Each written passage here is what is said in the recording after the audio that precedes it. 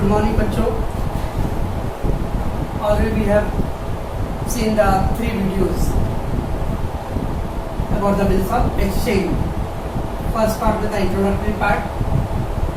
Second में हमने बहुत सारे terms देखे थे. Third में भी term चल रहा था. And the third episode we have done the retirement of bill, renewal, endorse and then payer and payee के बारे में सब उन्होंने डिटेल देखा.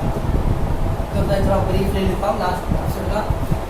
रिटायरमेंट अभी जब टाइम से अर्ली पेमेंट होता है, अगर ड्रॉवी ने ड्यू डेट से पहले पेमेंट की, the drawee make the payment before the due date, it is called retirement अभी. रिन्यूअल में क्या था?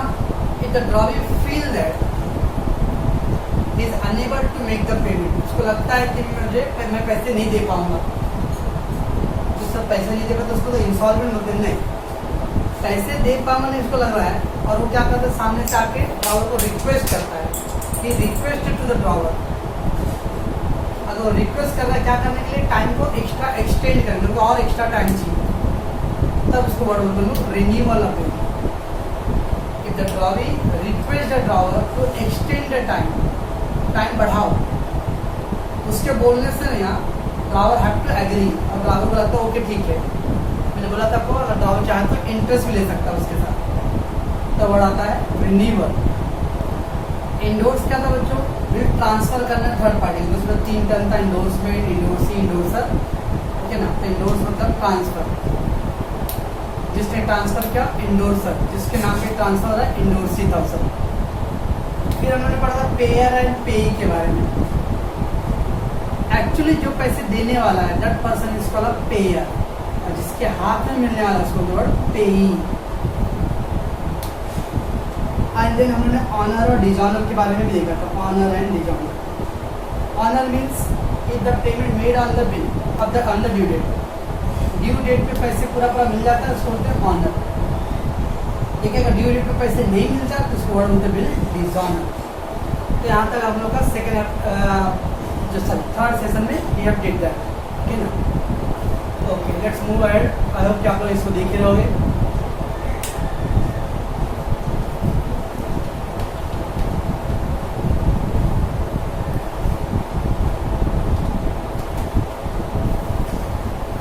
ना है बिल डिस्काउंटिंग.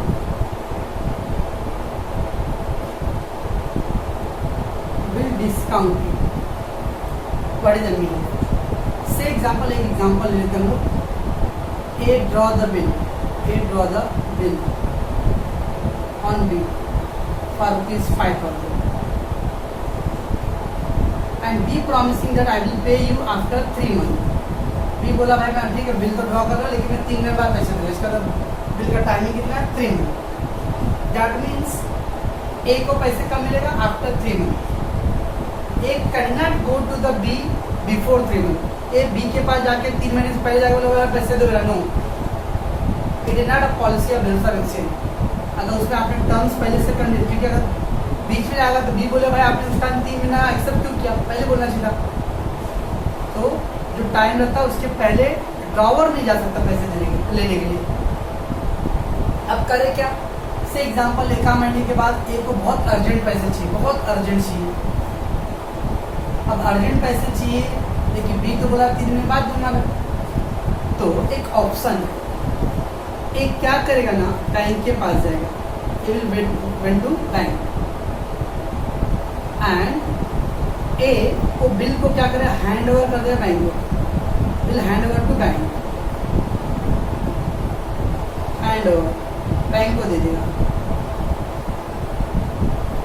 बैंक लेगा सर? हाँ लेगा. और बैंक क्या करेगा, उस बिल 5,000 का बिल के जगह पे 4,800 रुपये पे करेगा mister A. Bank bill pay ₹4,800. तो समझना मैं क्या बोल रहा हूँ. ए ने ड्रॉ किया बिल बी पे 5,000 का 3 महीने के लिए, बट अगर बीच में अगर ए को बहुत अर्जेंट पैसे चाहिए तो he can't go to B. So how to earn the money? कुछ लोग बोले सर वो बिल दे दो किसी को, मान लो अगर 5 पैसे का जरूरत है, मतलब 100 रुपये का सामान खरीदना है, तो आप क्या 5,000 का बिल दोगे ट्रांसफर करो थर्ड पार्टी को? नो। अर्जेंट पैसे चाहिए तो ए बैंक के पास जा सकता है, बैंक को बिल देगा और बैंक वाला उसको पैसे देगा। सर 5,000 का बिल है, आपने यहाँ पे 4,800 बोला। यस, बैंक कॉमर्शियल बैंक है, बैंक फ्री में काम नहीं करेगा। बैंक को 200 रुपये जब माइनस किया ना मैंने, तो 200 रुपये बैंक का क्या हो गया? चार्ज हो गया। इसको वर्ड बोलते हैं बैंक डिस्काउंट। आप बैंक डिस्काउंट बोलो या यही उसका 200 रुपये इंटरेस्ट हो गया। ये बैंक के लिए इनकम है, आपके लिए क्या है? एक्सपेंस। तो ड्रावर क्या कर सकता है? वो बैंक के पास जा सकता है और बिल को डिस्काउंट लगा सकता है। That is called bill discount. It means before the due date if the drawer needs money, drawer को पैसे की जरूरत है, तो he will go to the bank, hand over the bill and he will get the money, और उसको पैसे मिल जाएगा। बट फुल अमाउंट नहीं मिलेगा, देयर इज सम डिडक्शन, कुछ कट होगा पैसे। वो जो कट होता है पैसे वही क्या है? बैंक के लिए डिस्काउंट है, यानी इनकम बैंक। इसको बोलते हैं bill discounted. Bill discounted means before the due date drawer go to the bank and get some money. Bank will charge you, bank क्या करता है? तो चार्जेस लेता है, उसको वर्ड बोलते हैं discount. It the bill discounted. So before due date drawer needs urgent money,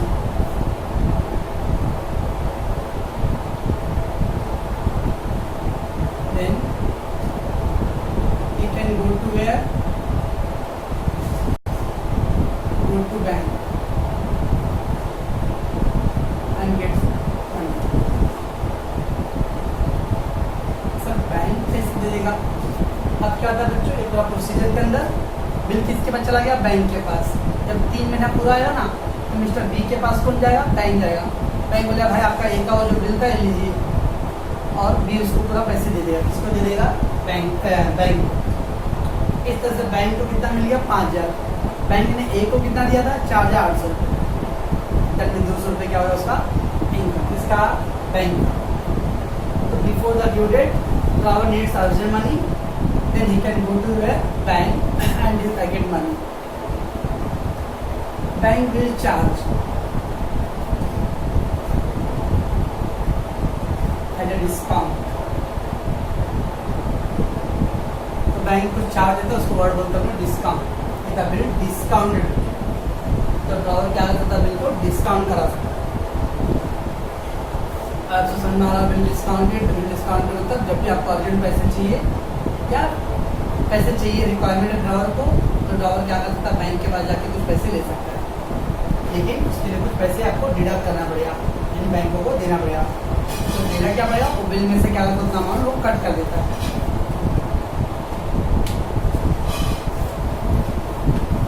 Then a bill sent to bank for collection.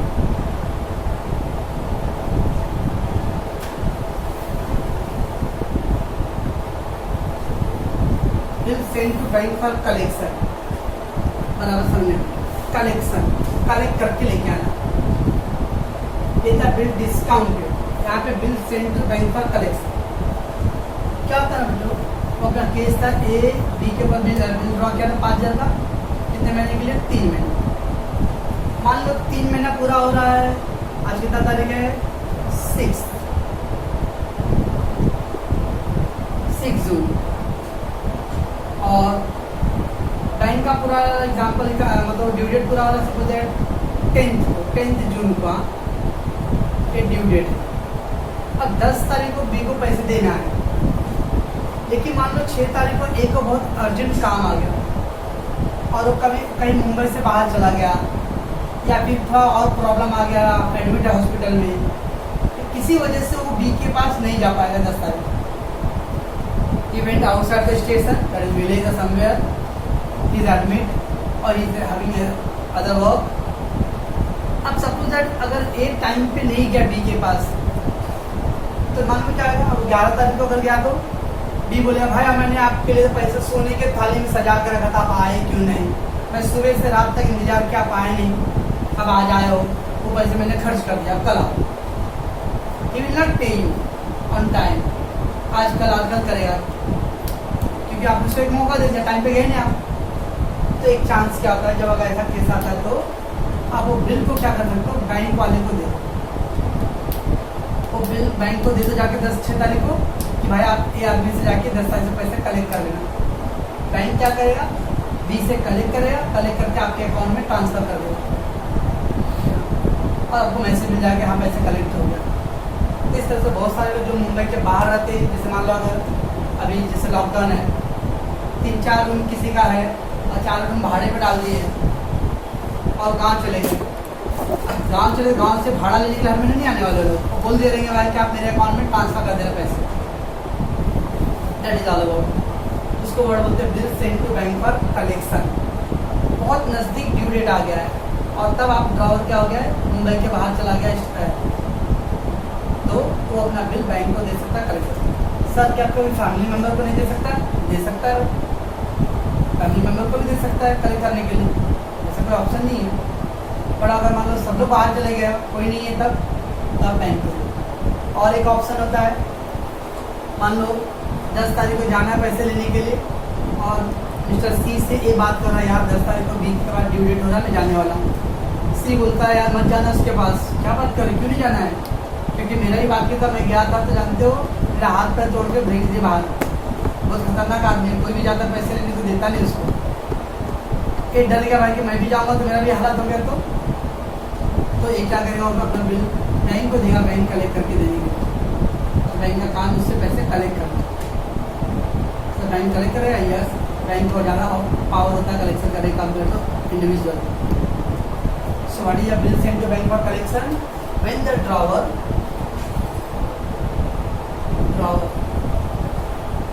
unable to go to the drawing on due date for collection. So when the drawer unable to go to the drawing, drawer drawee घर पे नहीं जा पा रहा है collection करने के लिए, then he can send the bill to bank. Sir ये भी बैंक का ही एक चीज दिमाग में, बैंक फॉर कलेक्शन तो भाई मेरे पैसे कलेक्ट करके लाके दो। मान लो कोई स्टूडेंट है और उस स्टूडेंट का फीस बाकी है, एक बच्चे बोला भाई उसके घर पे जाकर पैसे लेके आ जाओ। अब मान लो पैसे मैंने पूरा कलेक्ट कर लिया, कलेक्ट किया आशीष ने कलेक्ट करके 9-11 हो गया।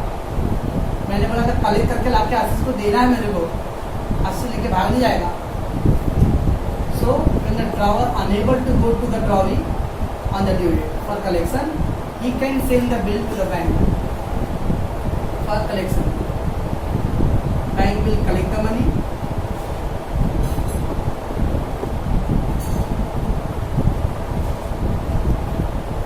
And deposited to drawer bank. अब क्या करता हूँ, ड्रावर के बैंक में डिपॉजिट कर देता है। ये दोनों क्या फर्क है? इसमें द बिल डिस्काउंटेड में बैंक अपने पॉकेट से मनी देता है, इसमें बैंक अपने पॉकेट से मनी देगा, बैंक कलेक्ट करके ला के देगा। मान लो बैंक बी के पास गया, बी ने पैसे नहीं दिया तो बैंक बोले भाई आपका पार्टी जो पैसे नहीं दे रहा है, कलेक्शन का वर्ड है। So when the drawer unable to go to the drawing on due date, then he can send the bill to the bank. Bank bill क्या करेगा, बैंक कलेक्ट द मनी और आपके अकाउंट में deposit करेगा। इसका मतलब bank क्या कर रहा है, यहाँ पे एजेंट की तरह काम कर रहा है। क्यों आपका एजेंट है, क्योंकि आपका पैसा वो ला के देगा फ्री में? No, for his service bank will charge, that is called bank charges. Bank charges होता है जब कलेक्शन में आता है तो उसके लिए कुछ चार्ज लगेगा उसके सर्विस के लिए, तो आपको उसको वर्ड क्या होता है, बैंक चार्ज। इसमें क्या वर्ड था, बिल डिस्काउंट वर्ड बोलते हैं, और यहाँ पे क्या वर्ड, बैंक चार्जेस। तो डिस्काउंटेड कलेक्शन क्या फर्क है बच्चों? डिस्काउंटेड में बैंक अपना खुद का पैसा ड्रॉवर को दे देता है, बाद में बैंक जाएगा ड्रॉवर। कलेक्शन में खुद का पैसा नहीं है, कलेक्शन में क्या आएगा, बैंक ड्रॉवर के घर पे जाएगा, ड्यू डेट पे कलेक्ट करके फिर पैसा आपके अकाउंट में डिपॉजिट करेगा। आपके दिमाग में आ रहा है सर अगर पैसे नहीं दिया तो वो नहीं दिया तो उसके आगे प्रोसीजर हम लोग देखेंगे बाद में क्या होगा। अभी हम लोग खाली टर्म्स पढ़ रहे, बिल डिस्काउंट का मतलब बिफोर द ड्यू डेट अगर ड्रॉवर को अर्जेंट पैसे चाहिए तो बैंक में जाएगा, डिस्काउंट आएगा। कलेक्शन ड्यू डेट पे लग रहा है कि नहीं जा पाऊंगा मैं, मेरे पास टाइम नहीं है, एनी रीजन, सो आप बिल बैंक को दे दो, बैंक आपका पैसा कलेक्ट करके आपके अकाउंट में डिपॉजिट कर देगा। यहाँ पे bank act as a agent.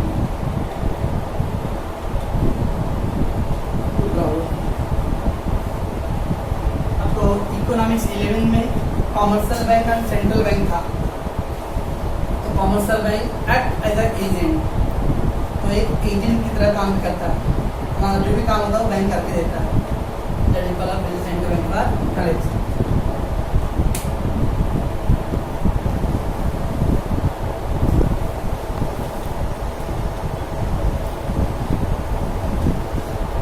Next बच्चों types of bill.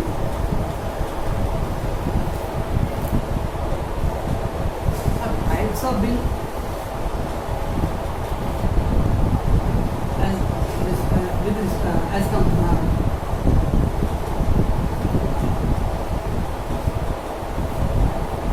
type of bill as due date wise, there are 3 terms: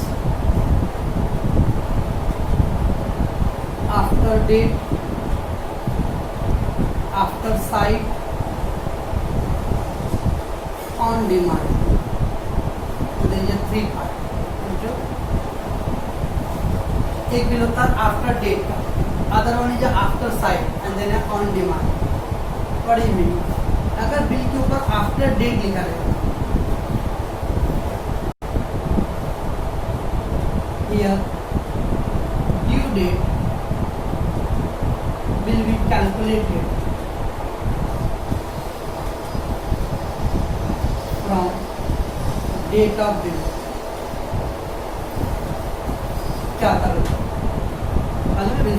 bill date of bill, जिस दिन बिल बनता है, मान लो डेट ऑफ बिल अपने केस में है 10 जून को, लेकिन ड्रॉवी ने बिल पे साइन किया डेट ऑफ एक्सेप्टेंस 14 जून को, ठीक है, 10 जून को, लेकिन साइन कभी किया 14 जून को, मान लो 2 महीने के लिए। अब आपके दिमाग में 2 महीने काउंट कहाँ से करूँगा, जिस दिन साइन किया उस दिन से कि जिस दिन बिल बनाया, नहीं था साइन किया उस दिन से करना चाहिए, क्यों, सामान उसने बेचारा पहले भेज दिया था, तो एक कंफ्यूजन होता है कि डेट ऑफ बिल से काउंट करना है कि डेट ऑफ एक्सेप्टेंस से काउंट करना है, इसीलिए बना हुआ है।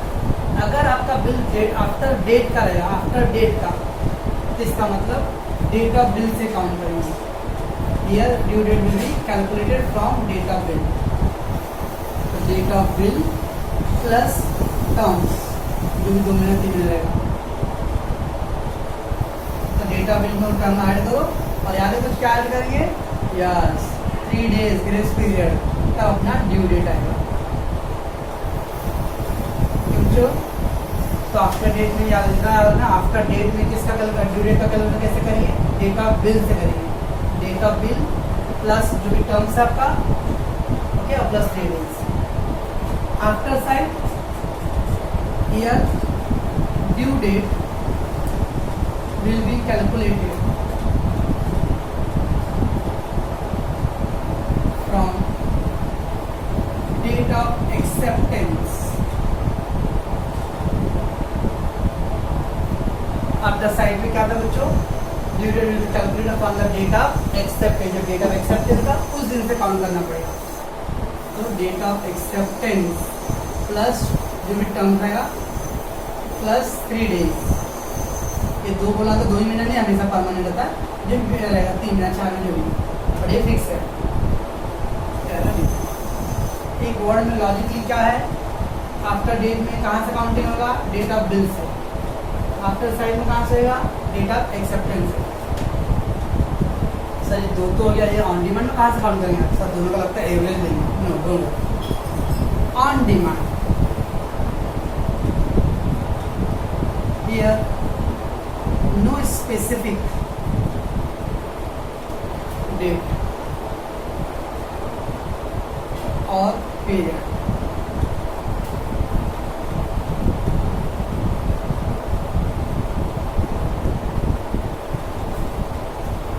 Here no specific date or period mentioned in the on the bill.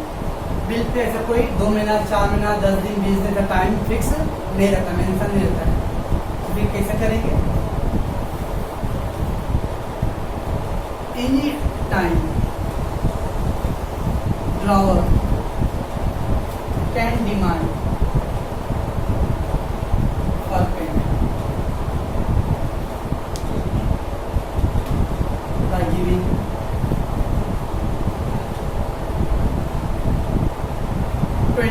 hours to 7 days notice.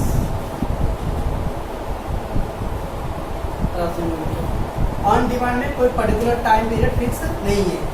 Here no specific date or period is mentioned. 2 महीने का 4 दिन 20 तारीख को पैसे होगा, ऐसा कुछ फिक्स नहीं रहता कभी जब बिल बनता है।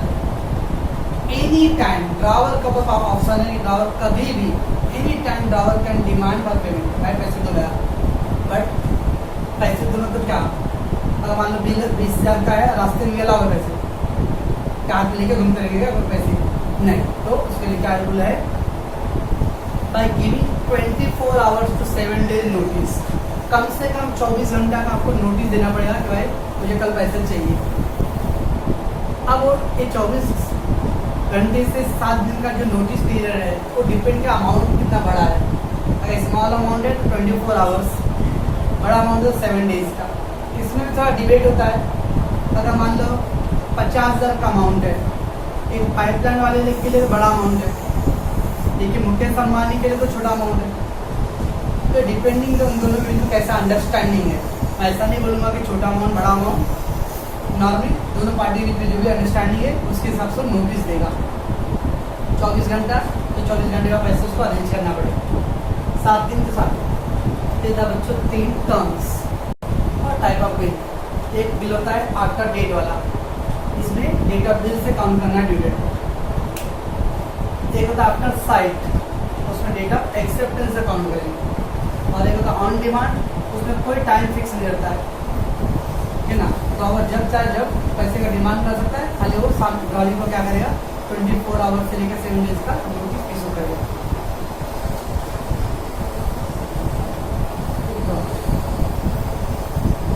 ओके बच्चों, ये the terms.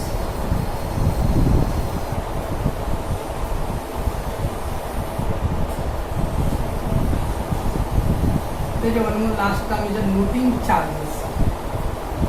Noting charges, what is noting charges? तो एक वर्ड सुने तो ना, notary, yes is a government officer. तो गवर्नमेंट अपॉइंट द ऑफिसर क्यों? To look after all the work of bills of exchange. तो बिल्स ऑफ एक्सचेंज के पूरे काम को देखभाल करने के लिए गवर्नमेंट ने क्या किया है? एक ऑफिसर को अपॉइंट किया। तो जो ऑफिसर है, that officer is called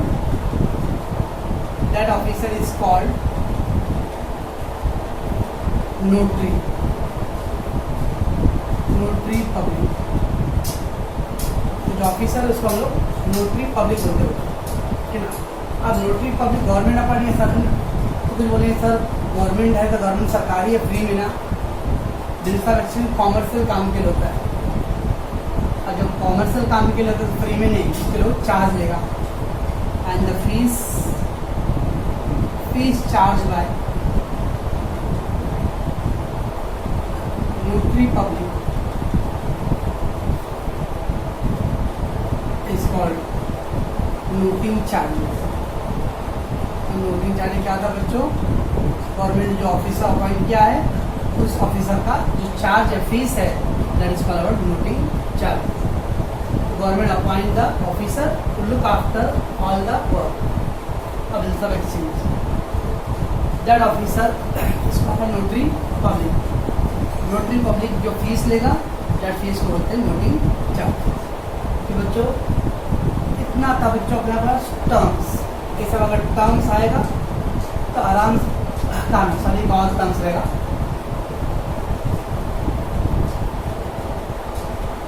retain bill,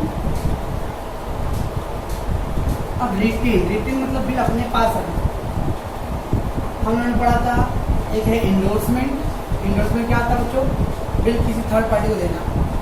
फिर पढ़ा कलेक्शन, बिल सेंट्रल बैंक का कलेक्शन, अगर बैंक में जाना, बैंक बाहर चले गए तो बिल बैंक को दो, कलेक्शन करना। एक था अगर अर्जेंट पैसे चाहिए तो क्या था, बिल डिस्काउंटेड। मान लो मुझे कुछ अर्जेंट भी नहीं है, मैं बिल डिस्काउंट नहीं कराऊंगा, मैं यहीं पर रहता, मैं कहीं बाहर गया नहीं हूँ तो कलेक्शन को भी नहीं डालूंगा। मैंने किसी थर्ड पार्टी का पैसा नहीं लिया है तो मैं इंडोर्समेंट भी नहीं करूँगा। जब तीनों काम नहीं किया हूँ तो इसका तो बिल अपने पास रखे रहूँगा, जिस दिन टाइम पूरा होगा उस दिन जाऊँगा मैं। That covered retained bill. The retained bill means if drawer keeps the bill himself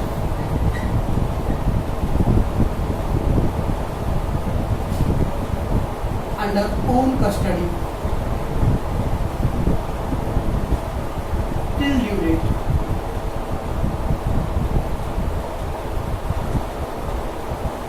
Is called retained bill.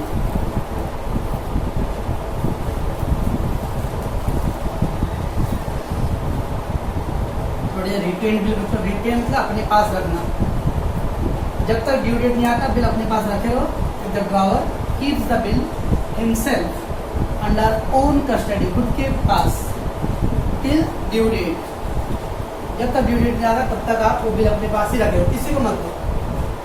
That is called retain bill.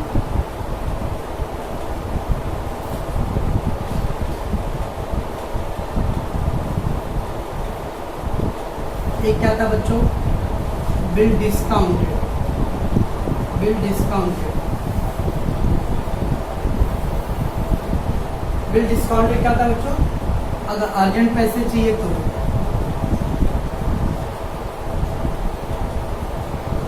Urgent needs of money, okay, तो आप बिल बैंक में जाना। एक क्या था बच्चों, बिल इंडोर्स,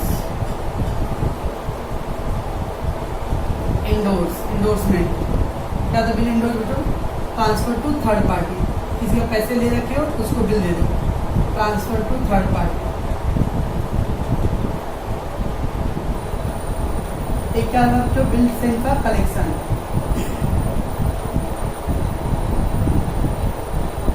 बिल आपने collection के लिए डाल दिया। ये कब होता है बच्चों, जब आप बाहर चले गए हो, एडमिट हो, टाइम नहीं मिल रहा आपके पास, तो आप क्या करते हो, बिल कर देते हो। Unable to go to drawing for collection। अगर आप ड्राइविंग के बाद कलेक्शन करके नहीं जा सकते तो सर मान लो आपको ये तीनों रीज़न नहीं है, जो पर्सन है बिल डिस्काउंट भी नहीं करना, उसको इंडोर्स भी नहीं करना है और कलेक्शन भी नहीं कर रहा है, अर्जेंट नहीं है। क्योंकि क्या होता है, डिस्काउंट में मान लो 5,000 का बिल है, अब डिस्काउंट करोगे तो आपको 4,700 600 मिल रहा है, 300 रुपये आपका डिस्काउंट लेगा बैंक वाला चार्ज। जब पैसे अर्जेंट नहीं है एकदम, क्या जरूरत है 300 का नुकसान करेंगे, रखे रहो बिल अपने पास, किसी थर्ड पार्टी को भी नहीं देना है। और आप बाहर जा रहे हो, टाइम आपके पास इनफ है, क्या जरूरत है बिल कलेक्शन की, बैंक वाला क्या करेगा, चार्ज देगा। तो जब ये तीनों केसेस नहीं होता तो चौथा कौन सा केस है बच्चों, बिल रिटेन।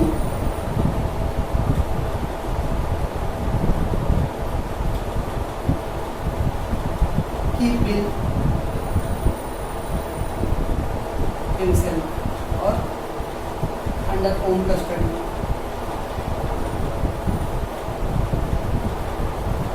ये था बच्चों बिल के 4 भाग, bill discounted, bill endorse, bill send for collection and bill retain.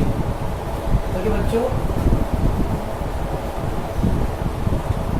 तो इतने सारे टर्म्स है बच्चों, ये सब टर्म्स अगर रेडी है तो आगे हम लोग अभी जनरल एंट्री करना है और एक फॉर्मेट आएगा, तो हम लोग नेक्स्ट एपिसोड में देखेंगे। ओके बच्चों,